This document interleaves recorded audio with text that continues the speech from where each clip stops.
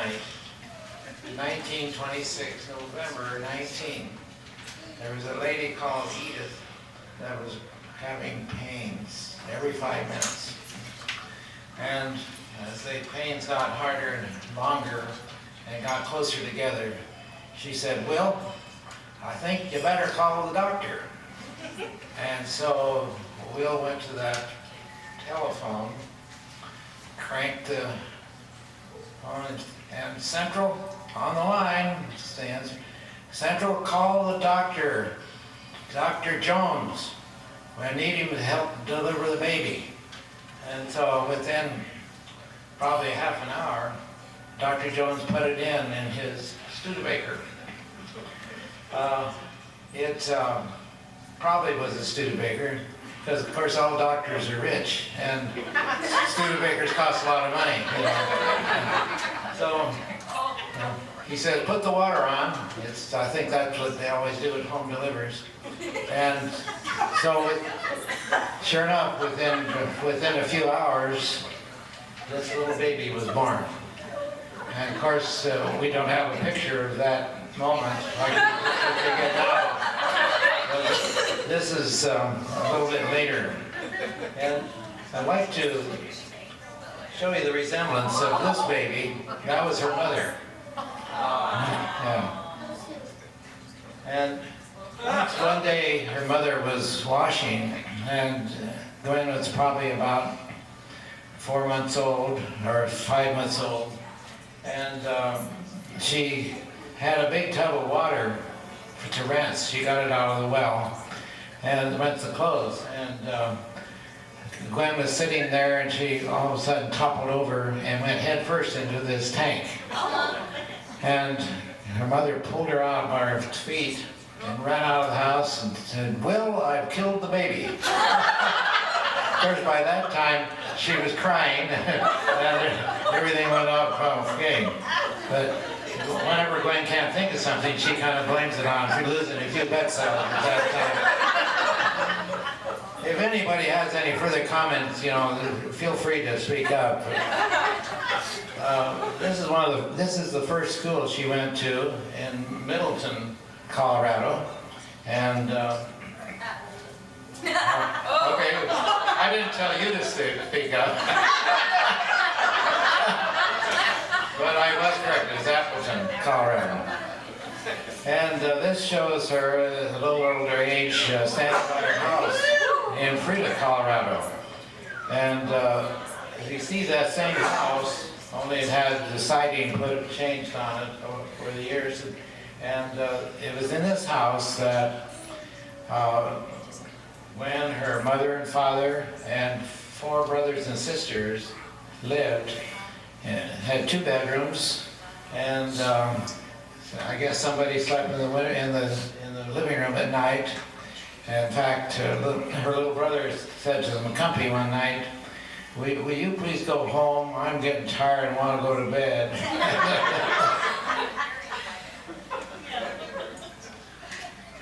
This is a church in Frida. And Next question in tone. yeah, I've been a little tense because I'm going to be corrected by you kind of put up with it, if you will. Behind that church was a school that she went to. She and her sister had to go 4 miles to school. She started school when she was 5 because her mother didn't want her sister, who was 18 months older than her, to go to school alone. You can imagine how Gwen at 5 was able to protect her sister. And they had to go 4 miles. They first were given a horse and buggy,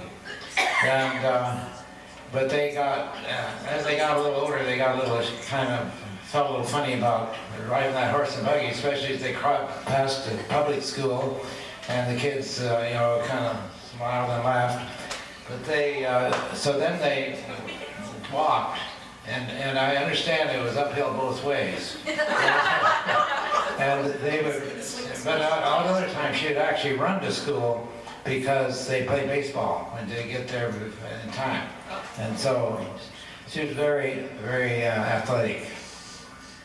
Her dad had a hot truck garden, or farm, and they raised produce, and tomatoes was one of the major crops. There's her.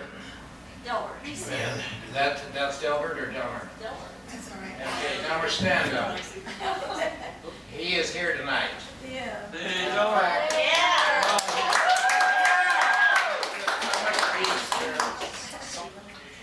Gwen and Delmer, who's now is Don. I don't know how it changed, but he could probably tell you. But they raced picking up tomatoes, and you can see Gwen was winning. She actually had tomatoes going through the air. Her dad kind of helped her by putting a wire up there, but they picked as many as, was it 1 ton or 2 tons a day? Each of you picked 2 tons a day of tomatoes. And they put them in those bushel baskets and haul them on this Chevy truck at the end of the day. Yeah, their baskets are called hampers. Thank you.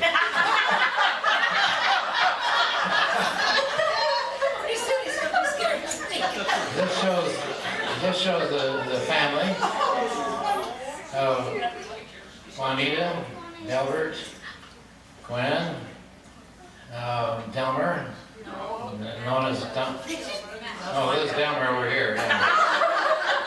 Father, mother, and Jean.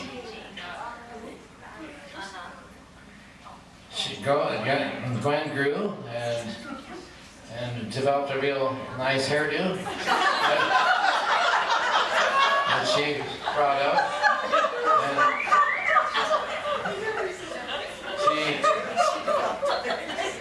after she got out of graduated from grade school, her dad thought that's all the schooling the girl needed, and he wanted her to stay and work on the farm. And this went on for about 3 years, and Gwen got infatuated with the local Yoko, and her dad didn't like him, and so he says, okay, you can go to school. And so she went to Campion Academy, and she found out when she got there that most of the kids were a lot richer, that came from a lot richer families than she did. And she didn't have a bedspread, and everybody else did. So she wrote to her mother and said, I need a bedspread. And her mother said, okay. So she got a bunch of feed sacks, bleached them out, sewed them together, and then dyed it purple. And Gwen was very appreciative, but a little embarrassed. But she didn't have any else for her bed, so that's what she used. She went there 1 year, and then their folks moved to Washington, and this is her graduation picture from Spangle, from Upper Columbia Academy, where she was very well liked and enjoyed it a lot, and then went on to Walla Walla College. While at Walla Walla, she of course had to work, had to pay a good share of her tuition, and I think at first she got a job in the kitchen, correct? But the wages were not high enough to supply her needs, and so she found work in Walla Walla, 3 miles away, cleaning houses. And would you believe she'd walk after school in the morning, she would walk to Walla Walla and clean a house, and then walk back to school. And I said, well, weren't there any buses or anything? She said, yeah, well, they were too expensive. So that's frugality that she has never gotten rid of. Yeah. Well, she took the secretarial science major, and she learned on probably a very modern Royal typewriter that, that probably a lot of you have never seen. And it goes totally mechanical. And I asked her what her speed was, and she was very humble, said she'd forgotten. But I think it was she and her roommate, Bev, had the fastest speed on typing and also on shorthand in the class. And so she was very popular there at Walla Walla. I compared her manual to mine, and mine was virtually devoid of. I said, how did you get so many on there? So I stuck them in front of their face, you know. And Terry found this. Some Yoko wrote to her in a manual. And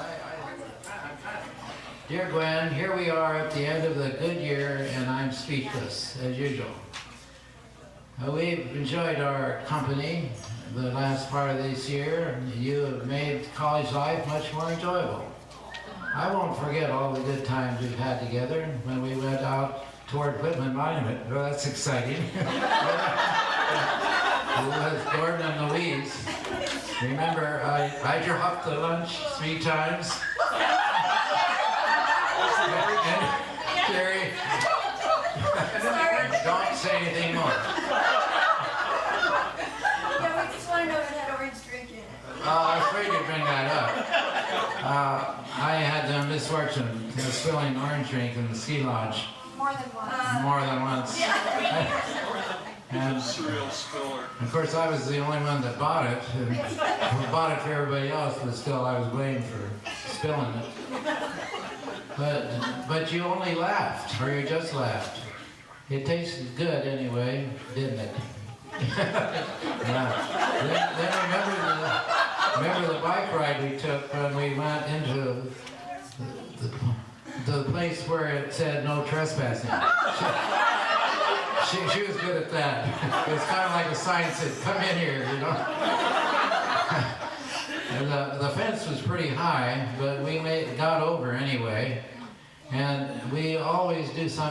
want to do, can't, let's see, want to, can't, We can always do something we want to. can't do or something.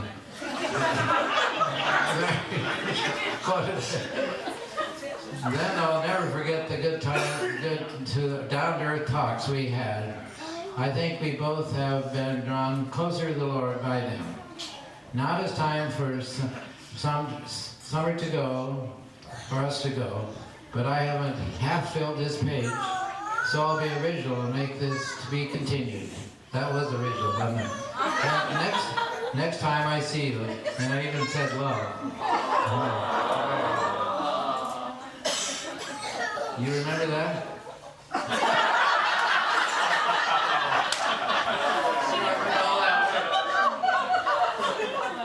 Well, anyway, that letter and a few others, we actually wrote to each other every day.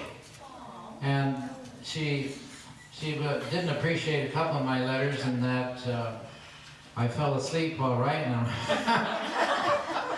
The kids always claimed to me I fell asleep when reading stories to them. But actually, I had worked so hard all day, and it was late at night, you know, and I thought it was pretty good I did it. But anyway, we led to getting married. And this is our wedding pictures that our photographer didn't show up. So one of the guys in the audience had his camera with him, and he took our pictures, which I've been eternally grateful for this past 65 years. Yeah. Of course, when you get married, somebody has to make a living, and I was still in college, and so even though she had not graduated, she volunteered to stay out and go to work.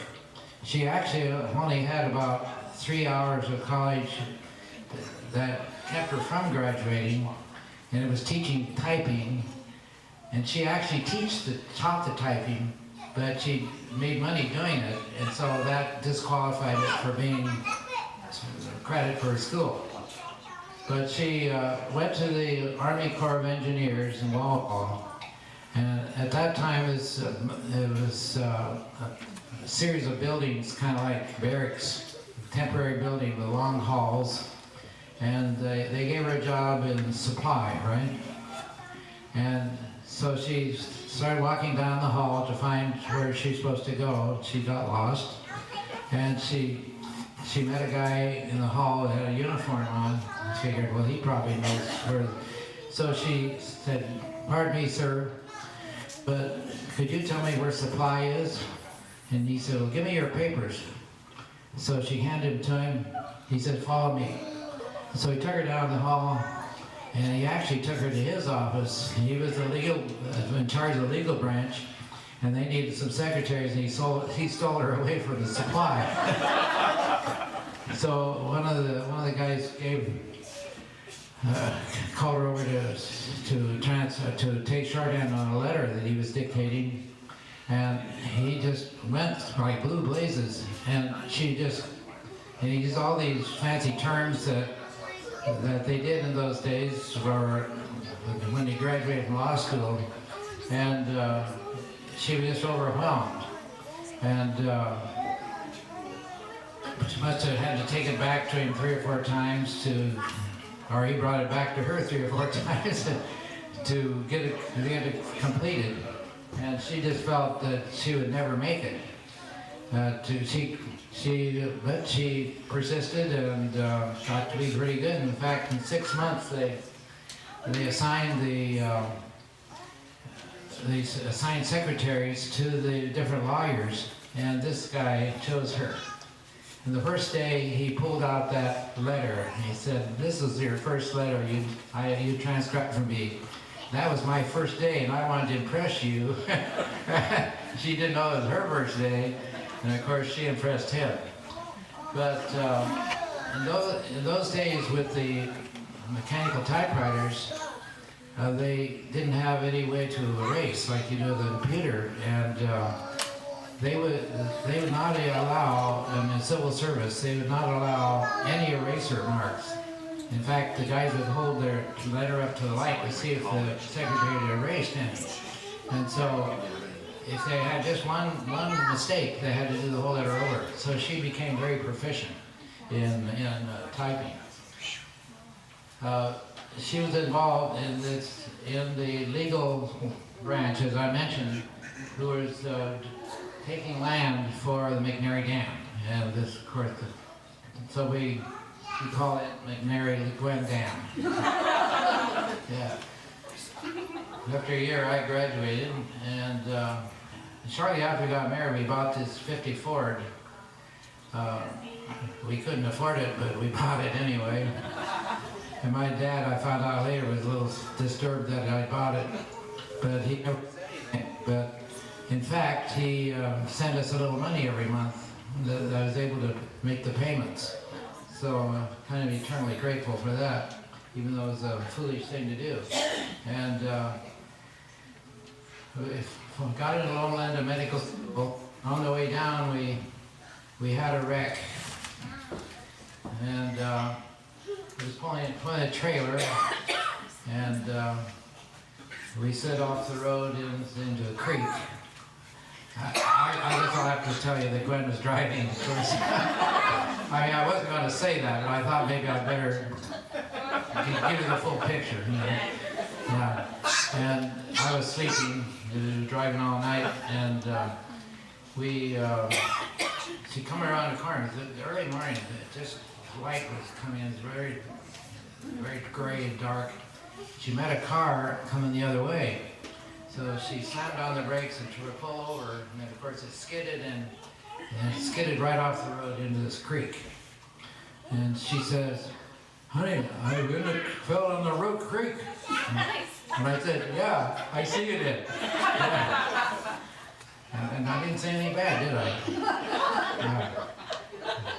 But the guy that we almost hit took us into town to all tourists. We were on 395. And they didn't have the parts of his, the A-frame in the front was broken, and so we had to stay there for a couple days. And we got to medical school just the day before it started. And so this is the only place we could find to rent. It was a real termite factory there. Every morning we'd find a pile of sawdust out on the road, on the floor. And of course some of the walls were pretty soft. We didn't have much furniture, but Gwen had a lot of intuition, and there was a lot of orange crates around Loma Linda, and she took orange crates and covered them with pillows, slips, and made end tables. And I don't know what we did for a couch, but probably somebody donated it. And I've been impressed with her intuition that, and I forgot to tell you a story about to illustrate her determinedness. When we were married, she wanted to have blue flowers in the wedding, and the girl that got the flowers for us didn't have any blue flowers, and so we went down to the church, and she noticed that, and she said, I want blue flowers. And I said, well, you know, florists are closed on Sunday and all that. She says, well, let's go see if we can find some. And so I said, okay. So we drove around town and couldn't find any till we found some blue hydrangeas in a yard of one of the people. And we went to the door and nobody was home. He says, well, what do you do then? Well, we picked the flowers and left $1 on the store step. And that was, we got back to the church and her mother said, where in the world have you been? Thought she'd run out on the wedding, you know? And then as I really learned that there was never a can't do for her. It's a matter of persistence, and it's persisted unto the present time. After going to Loma Linda, she worked at Norton Air Force Base, where she was involved in the fighter branch, being a secretary for some of the officers that inspected plane wrecks that were around the country. And after 2 years, I went to Los Angeles. Well, actually, this happened before we went to Los Angeles. Our firstborn, as he mentioned, his name was Gary, and we almost named him Larry, but one of our friends had a baby about 2 months before ours, and they named him Larry, and so... I like Gary. She wanted us to be sure to notice that date there, because we were married in September of '51, and she wanted you to be sure that...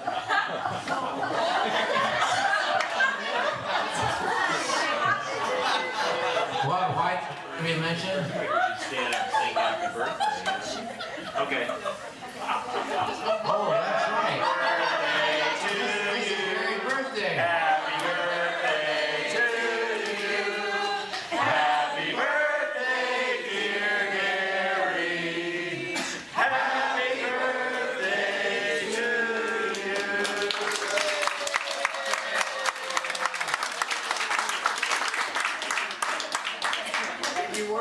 This was his first picture that we had taken, and they presented us with proofs for 5 pictures, and they were all so good we couldn't figure out which one to choose, and so we chose them all. And then Terry chose 3 of them to put up there.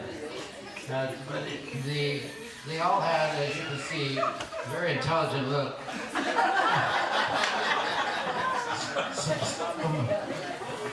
One of them happier than another, and one of them, you know, you can see a different thinking process in each one of these pictures. After we went to Los Angeles, Gwen got a job working for a U.S. rubber company, and she was pregnant with Cindy, and She rode to work in Uncle's MG. Yeah, it was pretty nice of him to do that. But she had this one yellow dress that as she approached the rubber company, the smell of the rubber and the pregnancy and the yellow dress all together made her feel a little bit sick. And she just happened to wear a yellow dress ever since. And there's Cindy is first photo was Cindy Gingrich, July '65.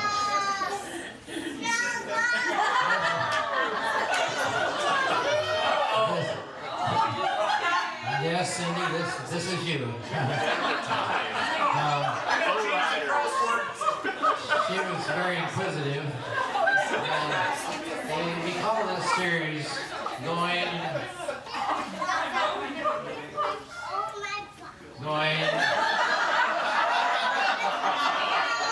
Gone. Do you remember that, Cindy? You weren't very embarrassed either, were you?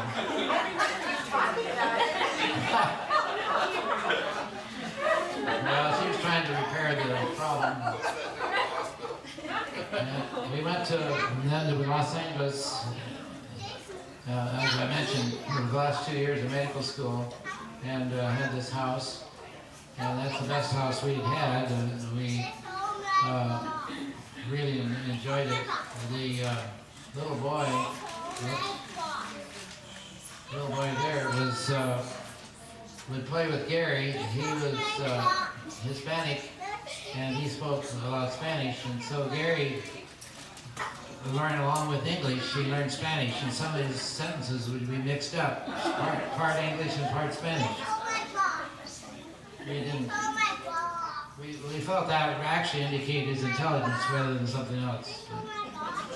And after graduation, we went and interned in Portland here at Portland Adventist Hospital, and had a intern cottage. And again, shows her ambition. This cottage was probably 25 years old, but the basement had never been painted. So you can see what time she started painting the basement, and of course Gary was right in there to help her. Cindy's nose was actually healed at this time. One of the few pictures we have of her without a skin nose. But then they would have their prayers, and of course Gary was good at helping her, and she was good at teaching. You notice that he had this electric beater, and the dish was about to run over, but she didn't do anything, just watched him, and that's the way he learned. We went to the church there at the Mount Tabor Church. Gwen was brand new, and Gwen was the original Cradle leader. And this is, after, I think it was the day that we just come home from church. Rock the bow tie. Yeah, I like that bow tie, yeah. After internship, we went in the Army, and Gwen was pregnant with Armetta. And this shows us at the Alamo in San Antonio. And Gary got pretty enamored with Davy Crockett, and of course had to have a Davy Crockett hat. But he also was enamored with the military. And so he begged for an army uniform just like his dad's. And I thought, well, that's cost too much. You know? But Gwen came to his rescue and said, oh, get him that uniform. And so, of course, I've been glad I did. Yeah. We lived in a, I guess you'd call it an apartment, which with about 6 apartments in a row, and then across this lawn was another group of 6 in a row. And the lawn was where all the kids could play in that yard, and so they would just kind of run as a pack, back and forth. And we could always hear Gary's voice seemed to be a little louder than some of the others.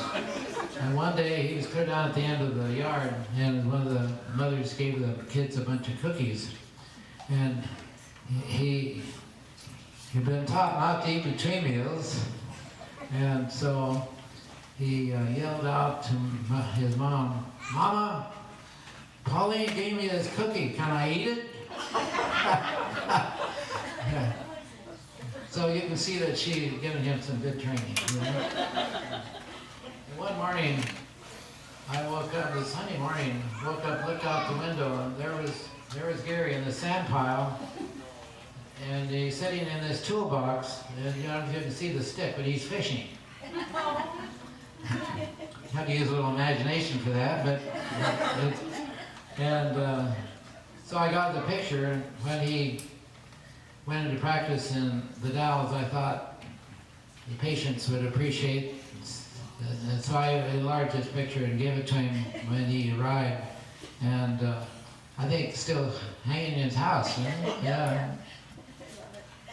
That's the picture of Armetta.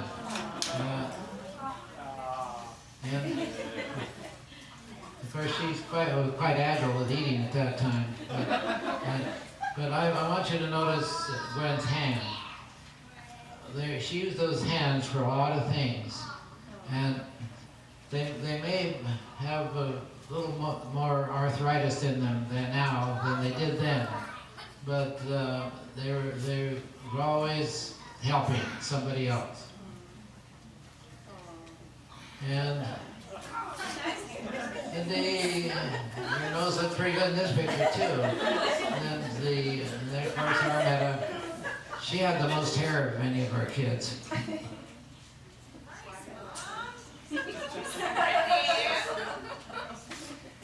And I think this is a picture of Armetta and Debbie.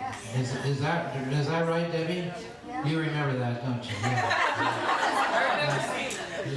They were real buddies, and we had lots of good times together, especially when they lived in Pendleton and we lived in LeGrand.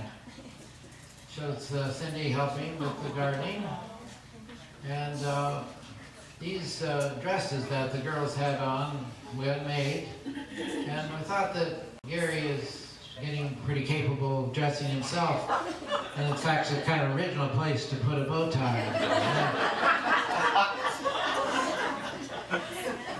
These dresses he also made. She made most of their photos. Well, the kind of time came for us to get out of the Army, and we were going to settle in the Northwest. And Gwen and I drove out in February. We were going to get out of the Army in June. And we drove up to Wallowa Lake, and lo and behold, there was a tame deer. And we were so excited about that, and without realizing that there's a lot of tame deer at Wallowa Lake. She was feeding them an orange. Our house that we got in LeGrand was on Chuck Hole Drive. That's the name we called it because it was unpaved and was full of chuck holes. But we enjoyed living there, and the kids enjoyed the snow. And Gwen has always been the idea person for landscaping, and I'm kind of the doer person. And she thought we ought to have a wall separating the front yard from the backyard. And so I built it with cement, but the wires on the farm broke while I was pouring the cement, and the cement just went out like that, and and down. So of course there was nothing much I could do about it, but I repaired it by putting rock on the outside, and she was always kind of concerned about the fact that sometimes I'd have a wheelbarrow load of mortar and I'd get a call to come and deliver a baby, and what do you do with a mortar? So what I did was dig a hole and dump the mortar in there and cover it up, and she was thinking some person 500 years later would be doing archaeology around there, and they'd find that several loads of mortar in the ground and wonder what kind of, what's the story behind that, you know? She was known as a kind of a neat freak. And this is a card that Armetta sent her one time. I don't think Gwen ever vacuumed the lawn, but this kind of indicates what she thought about her mom. And she also was great for decorating the table. And we had an office in the Grand with about 5 other doctors. And one night we were at Christmas in our folks' place in Portland. We got a call from my office assistant. She said, your office is on fire. Well, that's great on Christmas Eve. And by the time she called, they'd pretty well gotten it out. But I figured there's no reason to go that night. But the next day we drove home. And the first thing she noticed was the broken window in the front of the office with the drapes that she had made swinging in the breeze, all smoked up and wet. And she says, "Oh, my drapes." And of course, there was a lot of other stuff damaged too, but that's what really came to her attention. The Wild Lake was cold lake, but all the girls enjoyed it. And she enjoyed going to the beach too and looking for in the tide pools. You can see my mother there, Gary there, Gwen, and then that's Linda and Darla. And who's that? Probably Cindy. Yeah. Well, it's a little bit grand. We acquired several friends. They had what they called the Indian Festival of Arts, and a lot of Indians would come in and they asked people in the town to keep them. So we kept these four for a couple nights, and we had two double beds. The two of them would sleep together, but it was a funny way they would sleep. One head go this way and the other head that way. And I guess it was something to do with germs. I wondered about the smell too.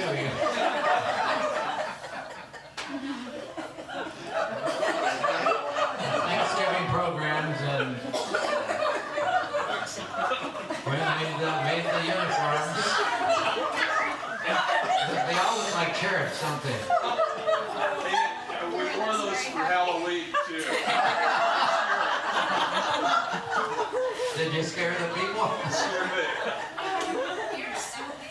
But one of the activities that Gwen enjoyed and pushed me to do was backpacking. She loved to carry a pack. And you can see the smile on her face. And Gary was kind of in reverie here. Cindy and Armetta, and then of course I brought up the rear, and so did my pleasure too. Yeah, hey, why is Armetta carrying a bigger pack than Gwen? I'm sticking up for you, Armetta. Well, whoever the boss is decides on the size of the pack, you know. This was the time we were with the McCanns on a pack trip, and the kids thought it might be good to take a little swim in an ice-bound lake. And you can see that Gary and Cindy were the bravest. There's Cindy and there's Gary. And they weren't screaming like the others. But no, none of them stayed in very long. But didn't you swim out and touch the iceberg? Pardon me? You swam out and touched the iceberg. I did? Yeah. Thank you. I have more. I'm proud of that.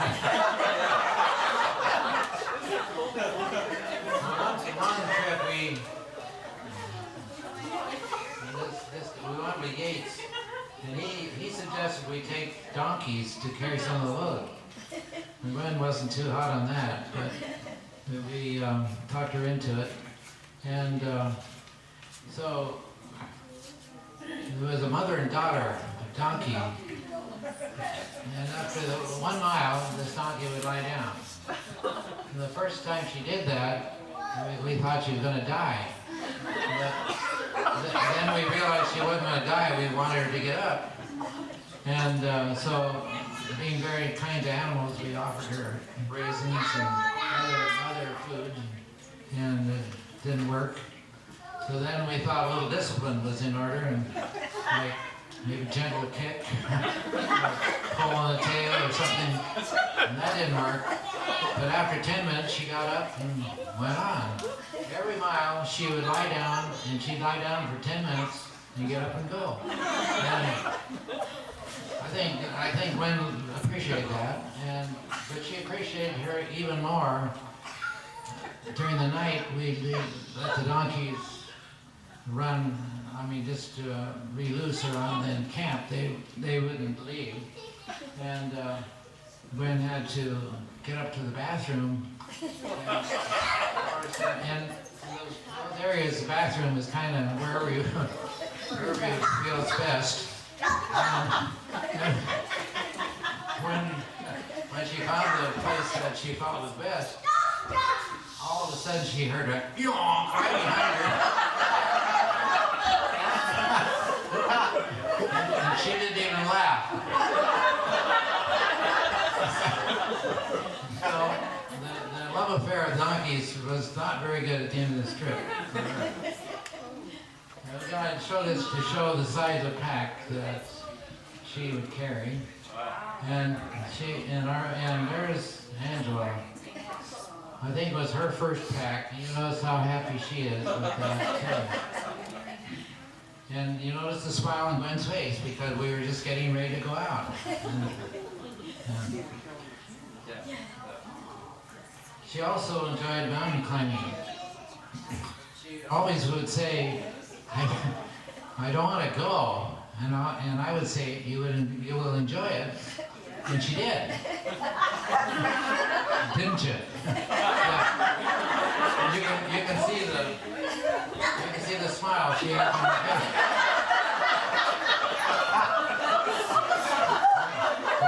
We were climbing Mount Hood, and if she had, you can't imagine the beauty that there is up there until you're actually there, and she appreciated that too, and even felt better when she got to the top. You notice the expression of joy on her face.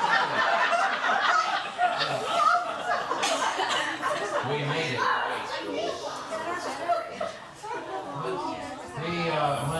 When we moved from the Grand to Portland, I was going into residency in surgery, and I sent her down to pick out a house, and told her to get a cheap house because we weren't going to make much money in residency.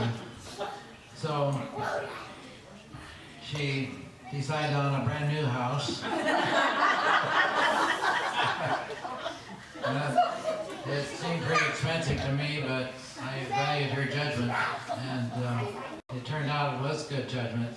That house cost $31,000, I think. Yeah, and so you notice the flowers. She not only kept the house, but she kept the yard too. I didn't have a lot of time working on the yard, and in fact, she and the kids mowed the lawn part of the time. They said I never do mow it, but I do remember mowing it.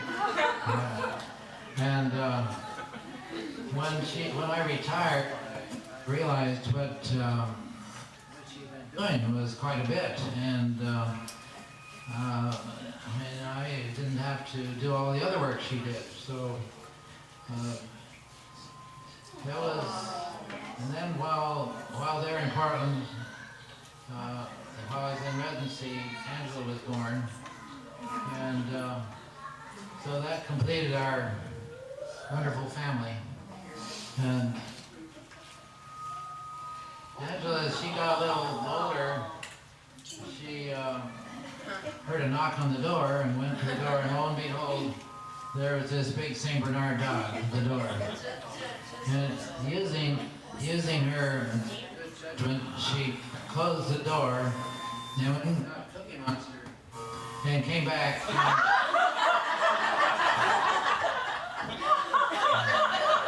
Cookie Monster was her real friend. What? Okay. He would say words and carry on conversation that might be thought as a little negative. So she brought Cookie Monster back to talk to him. Lo and behold, that is a very nice dog. It was David's dog. David Barry. Isn't that Thelma? Is that Thelma? That's What was that Thelma. dog's name? That is Thelma. Thelma. Thelma, my St. Bernard. That must have been about 71. 1971. So Cookie Monster and Thelma had a good conversation. Her oldest daughter graduated. You can see the big smile on her face from Academy. But even though Gwen worked hard, she also rested from time to time. And you notice she didn't want to waste her time while resting, so she would read a book, but you notice that her eyes are closed. She had good capacity to read while sleeping. And sometimes when we'd gone on a camping trip, she would do a little reading too. Then her firstborn got married. And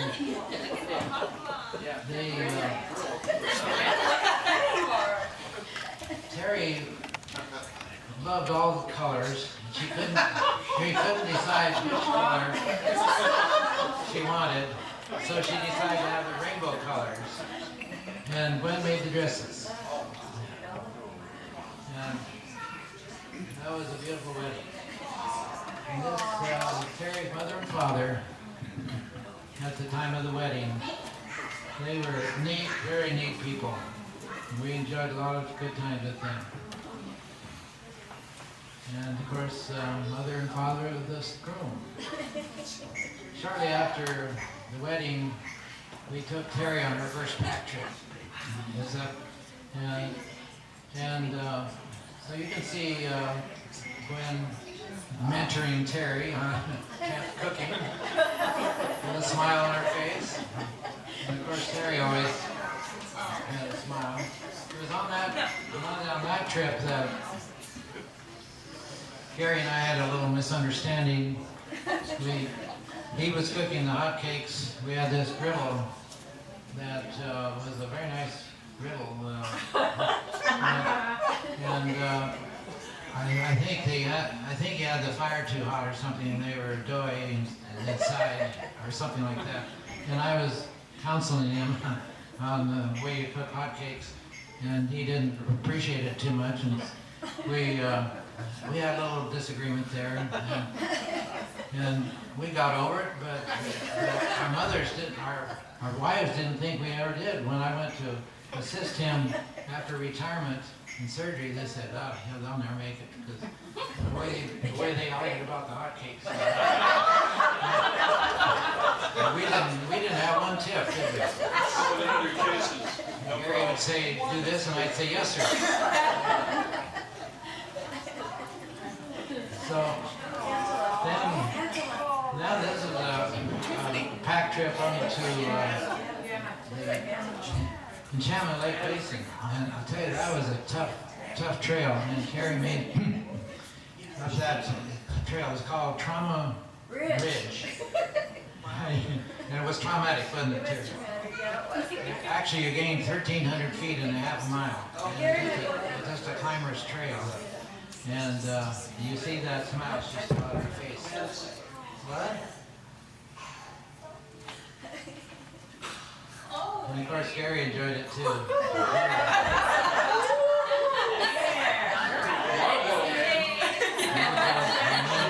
We took in the Olympic Peninsula, this big citrus cruise. It's all coming back, so you were in style. Gwen always had a feeling that people had to keep clean, even when Well, I thought she was baptized. That's what I was thinking.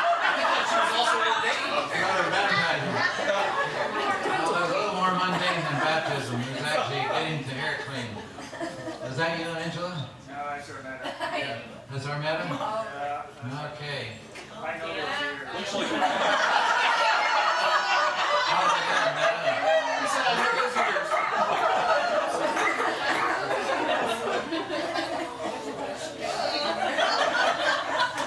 Another activity Gwen enjoyed was skiing. You notice the stance. Armetta was about 5 years old and she was describing, we were talking about skiing, and she said, Mama, this is the way you ski. Mama didn't appreciate it too much, but you could see that's the way she was skiing. But to give her a lot of credit, that was the first time she'd gone skiing. It was up on Mount Hood during our internship. And Gary sometimes got a little discouraged when both skis came off and he was sitting on the snow, but he got to be a good skier. Mackenzie, I can remember a couple of times you got discouraged skiing. You understand how he But look at how she enjoyed skiing. And she's felt very bad that she had to quit skiing before her time, so to speak. And, but I want everybody to know that she did ski. Yeah. We took a trip up to Snowbird in Utah and stayed in the Hellgate. And we felt pretty lucky because we drove up from Salt Lake and got there just before a snow slide crossed the road. And it caused the road to be closed for about 3 days. So there was no other people came up. And so we thought we would have tremendous skiing. And as it turns out, they had this tram that would hold about 150 people. And it was great to go up in the tram and see all the snow around, and we couldn't wait to get out there. They only had one trail open. That was, anybody remember the name of that? Regulator Johnson. And we skied that one trail 3 days or 4 days. Terry? What? That's her too. in the sailor suit, that's Terry. Yeah, Terry, woo! Okay.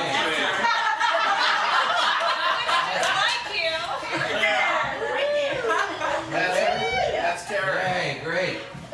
Okay, so this is Gary, Cindy, and there's Mom. And this is Armetta. That's Angela, yeah, and Armetta, yeah. But we could see all the pretty snow that we couldn't ski on because of avalanche risk. And you can see one avalanche right over here. That and every morning they go out and shoot the hill with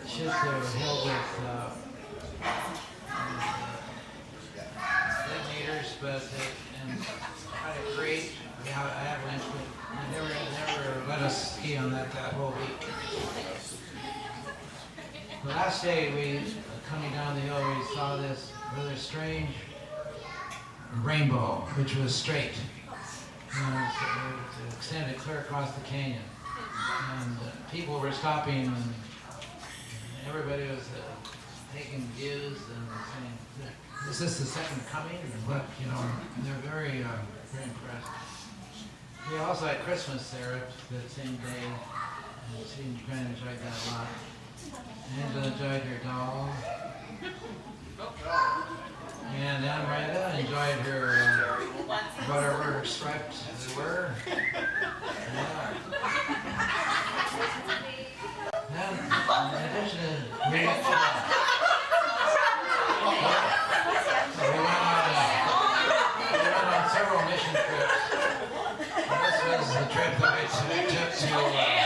Africa. You notice that Gwen is smiling.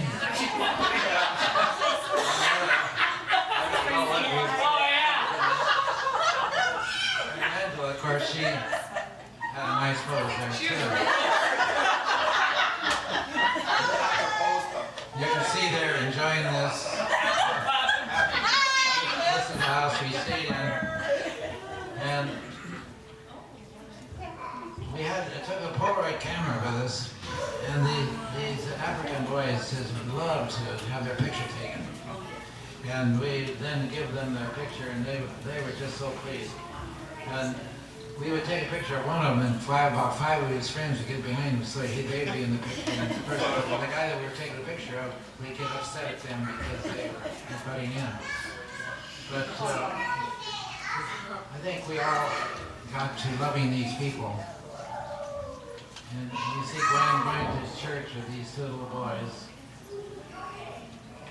At the hospital, they figured on spending about 25 cents a day per patient on food. And they would make this cornmeal mush, which they called enshima, out of this big kettle under a wood burning fire.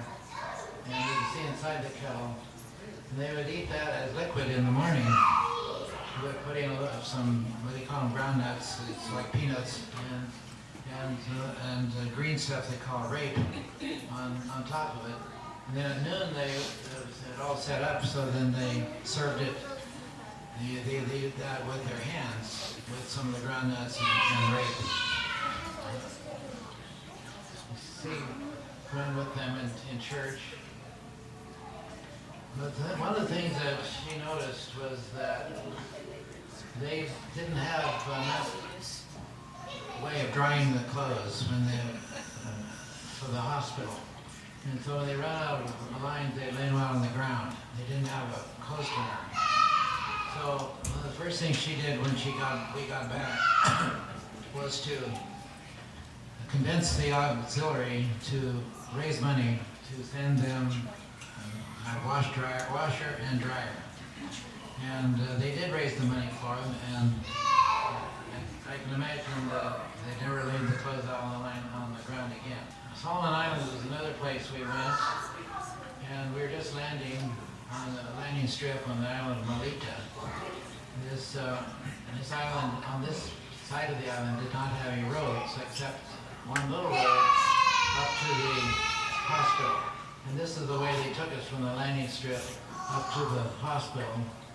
And there's, of course, the Adlawifi is the name of the hospital. The clinic was noted there, and the patients would be seen in the ground floor, and they had offices in the upper floor.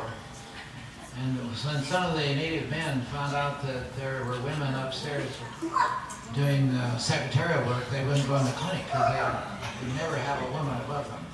And so they had to, I think they had to make some other provision so that the women wouldn't be above those men. This is one of the doctors there. There were two doctors there. They were from the Solomon Islands and trained in New Guinea. They were well trained. And every week they would have a market, and they would come and dug out canoes or over mountain trails and bringing their produce and showing a bigger canoe with a bigger more family. And they would come to the dock there and sell their wares. Oops. It was kind of fun to watch. Gwen had to do the cooking for not only me, but about 7 other residents had to come over from Loma Linda. And so it was interesting to watch her pick out food at the market, and some that she had never seen before. And she cooked well for us. Had banana bread every day because there was lots of bananas, and the residents were very happy with what she did. Then we went on to Australia, and she fell in love with the Aborigines. And I got a little jealous, but yeah. We enjoyed as the family got bigger and we had more small children. We went from backpacking in the summertime to going to resort areas. And this is one trip we took up Lake Chelan in the boat. And she was one of the creeks. And then we'd see us hiking along a trail of one of the creeks.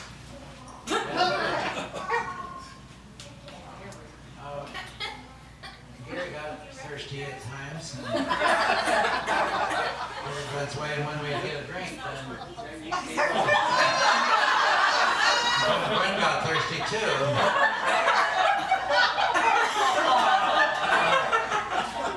Then she finally decided that maybe a better way was to use a cup.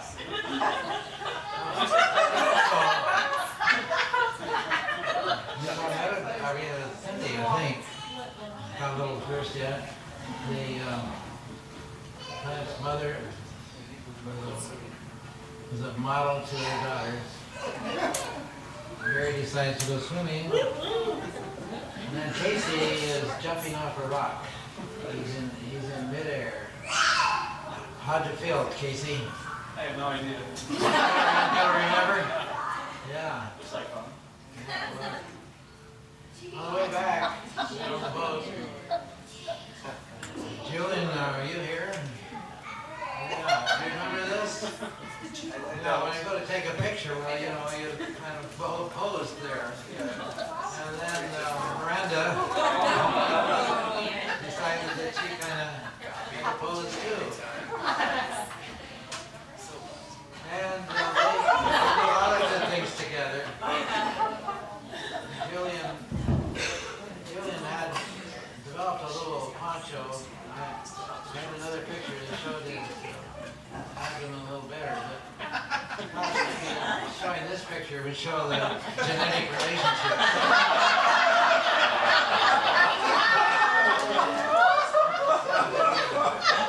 Cindy, but another.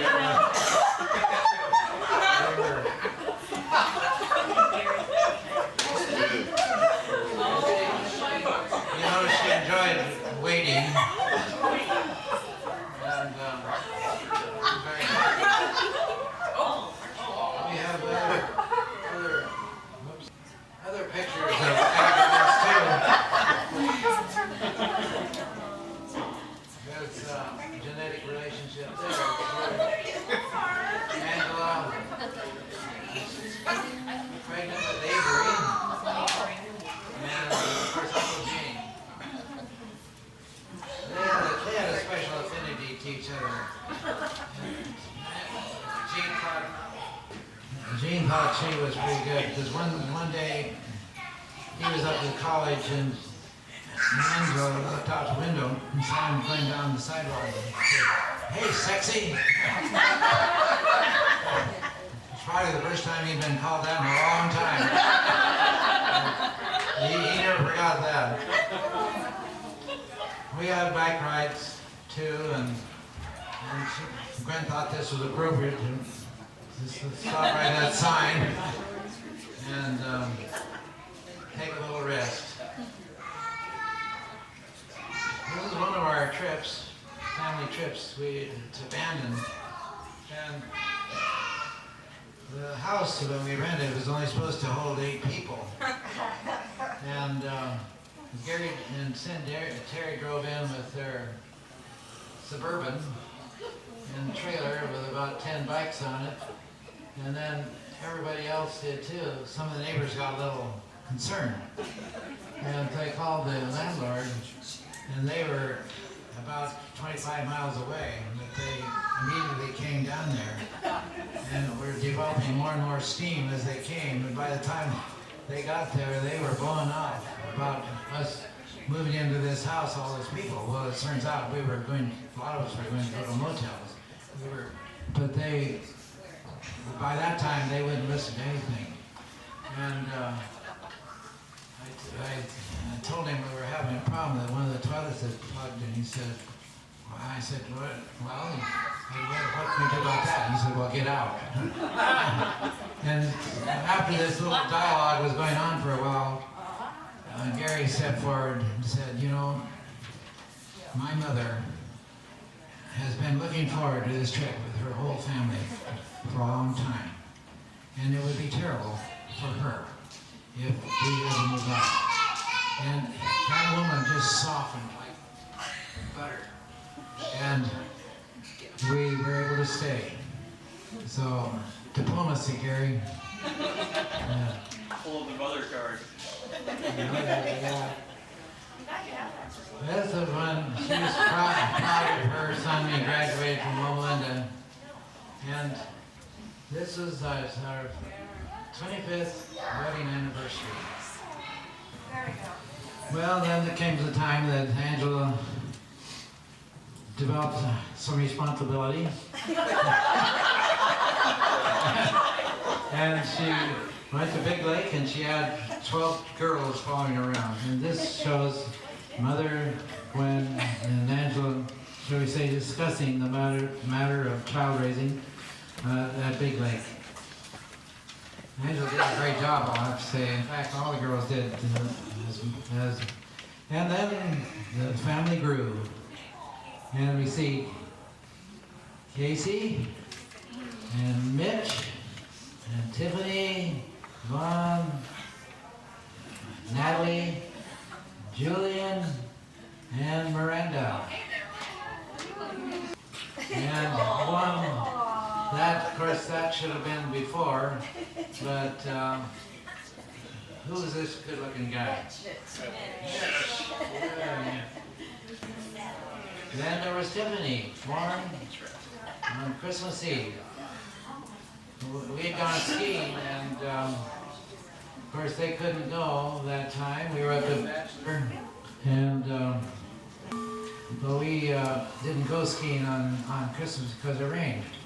And he'd left word for us at the lift, so we didn't find out about it for about 24 hours. But that's our Christmas baby. And we see Vaughn and Natalie at the younger age. Natalie knew how to carry a baby.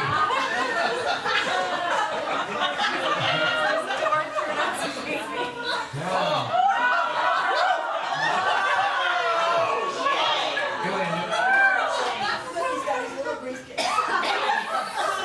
There's a true Oh, yeah. Natalie and Vaughn and Tiffany in the back there, and Julie a little bit older, and Natalie and Miranda a little bit older. And look how Mitch is hugging Miranda. Isn't that sweet? Casey's restraining Julia. That was a good event for them. Gary and Terry had this accident in Twin Falls, and Casey had a depressed skull fracture and was operated in Salt Lake. And we brought them home to take care of. And I think this shows where he had some hair shaved. And you may be able to tell me, Casey, the secret, but I thought he felt that Mitch needed to match his hair. And so he got the scissors and trimmed Mitch up a little bit. Was that the motive to match, or was it? You wouldn't want to look like that. Yeah. But, Okay. Dad, the thing people forget about in that story is he left out the skull fracture. No, I mean, he didn't give Mitch a skull fracture. Oh, no. Yeah. We're happy about that. He's Yeah. always considered was restrained. And there's little Mindy, happy little girl.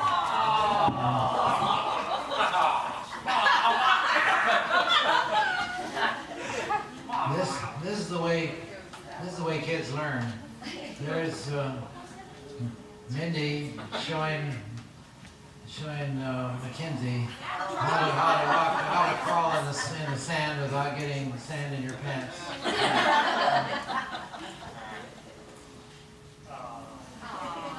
Yeah.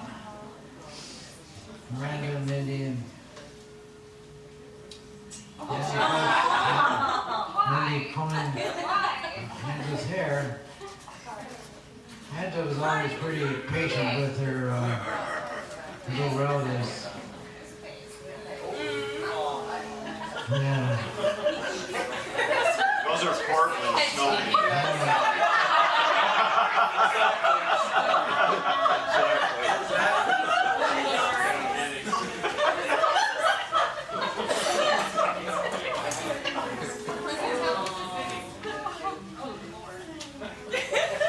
Halloween either, it was July horror.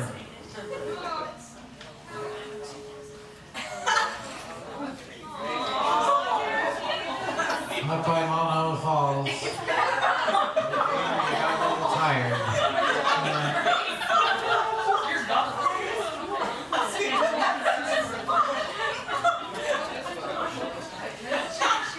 Yeah.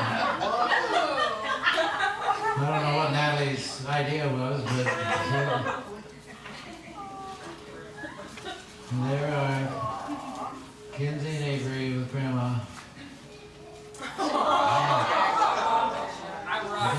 Jack learning how to. You notice the whole cake course was taken up in 4 wickets. And he was all, Jack was my buddy. In fact, we just finished Birdhouse here a couple of days ago. And last year when they came out, we built a longboard. So, and nailing that birdhouse together, Jack didn't bend one nail. He had we had a few shiners, but we got those out, right, Jack? Yeah, we did. Yeah.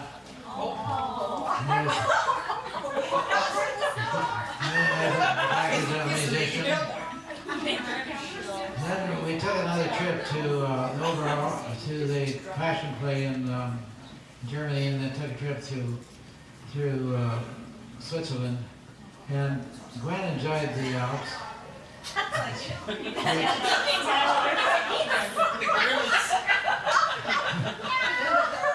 Well, she told me she enjoyed it. Their trails down the hill would parallel a railroad track. So you could, if you got tired hiking, you could catch a train and go the rest of the way. And so we did do that a little bit, but I think she got as much hiking as she's done in a long time. And I wish that, dreamed of climbing that mountain. That's the closest I got to it. So doing in 8th grade, it was very proper, very formal.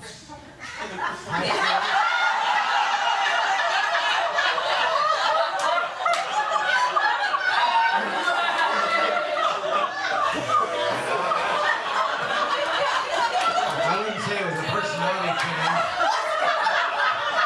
I would just say it was a style change.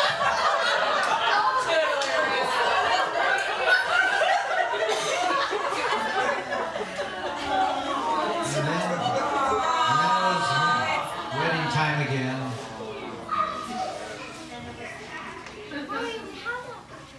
And another wedding. Mitch and Nikki. And see, Madison over there, getting to be a big girl. I wasn't sleeping, I swear.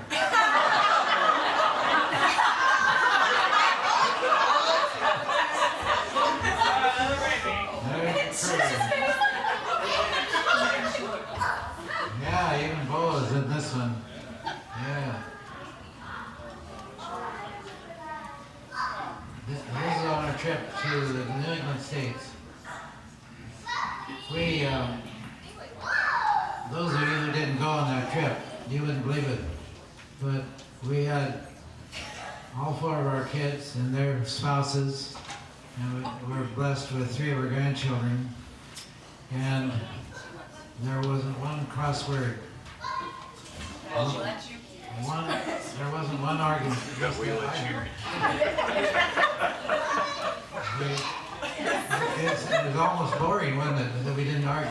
Yeah.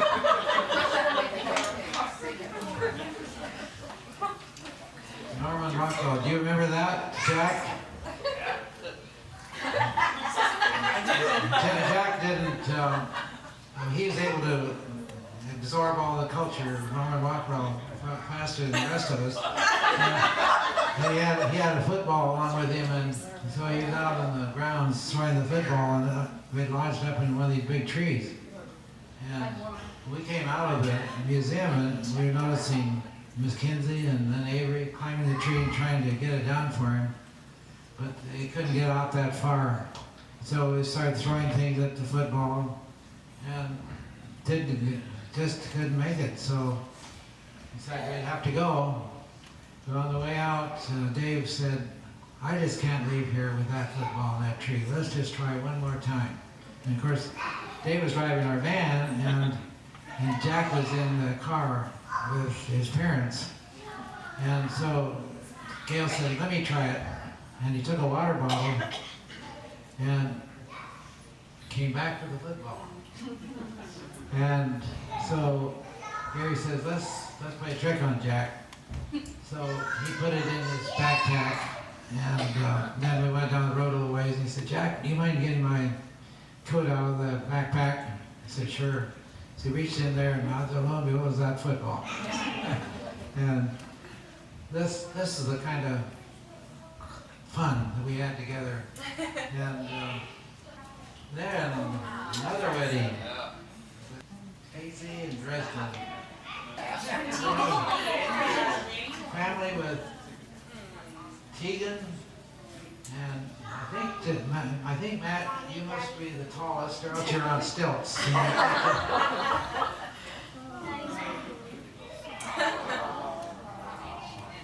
our Avery. Oh, this looks like a selfie, doesn't it? Yeah. Is that you, Mackenzie? Yeah. And she loved to work puzzles. She still does. Yeah. Then as a more somber note, we went with Judy and Don to Alcatraz. Who was it we were visiting there? It wasn't any relative of ours, but that was a fun trip. Then we took a trip along the Canadian Rockies and stayed in some say economy hotels near Banff and Vancouver. There's the picture on the right shows Avalanche Alley, where they had built out over the track because they were not able to control the avalanches there. But I'll tell you guys, if you want to go on a fun trip that's really soft and the people treat you nice, that's a trip to take. I'll have to admit, I didn't take this picture, I bought it. But they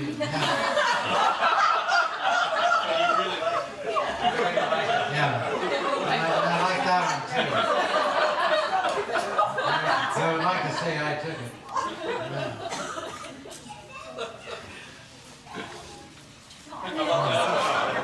Personality. Max Powers. That Max too? Yeah. Pretty good getting still for Let's go. That Bull? Good looking kids, aren't they? He's a good looking kid too. Maddie. Yeah, with Grandma.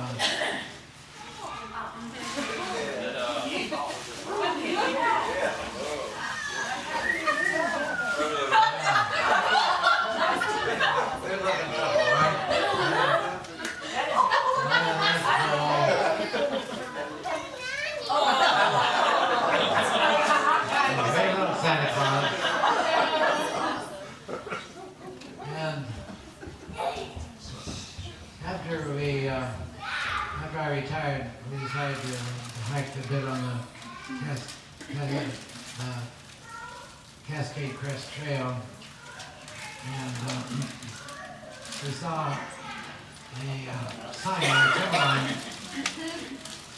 And I was a little discouraged. It said Canada 498 miles to Mexico 1,862 miles. So I thought, well, we probably aren't going to hike that whole trail. There, we took this hot boat ride, and several trips over to San Juan's. Yeah.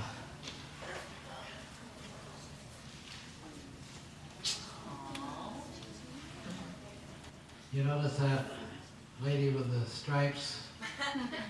You notice the prominence there, that's why she isn't here. Is she still Any facing? worried about her? She's off Facebook. Dad, she's on FaceTime. Oh, hi, Natalie.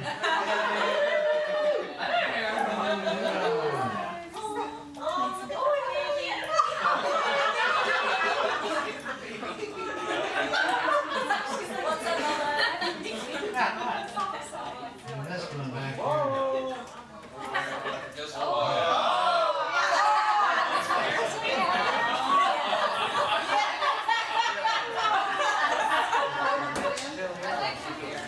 This man, one of Richard's friends, gave him, and he decided that he would give it to Julian, but he wanted to decorate a little bit first. So you can see the paint job he did on this. And Julian drove it to Portland one time from college, and so he broke down on the way, and we had to take him back to college, or he hitchhiked or something, but anyway, we had to drive here. So I thought I'd try. It didn't work too well. But we went anyway, and on the way up, we stopped at a rest stop, and so and behold, there was the president of Walla Walla College.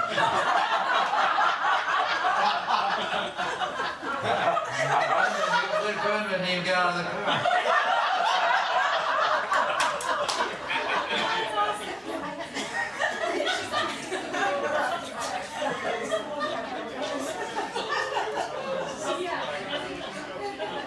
Well, we're out to the end.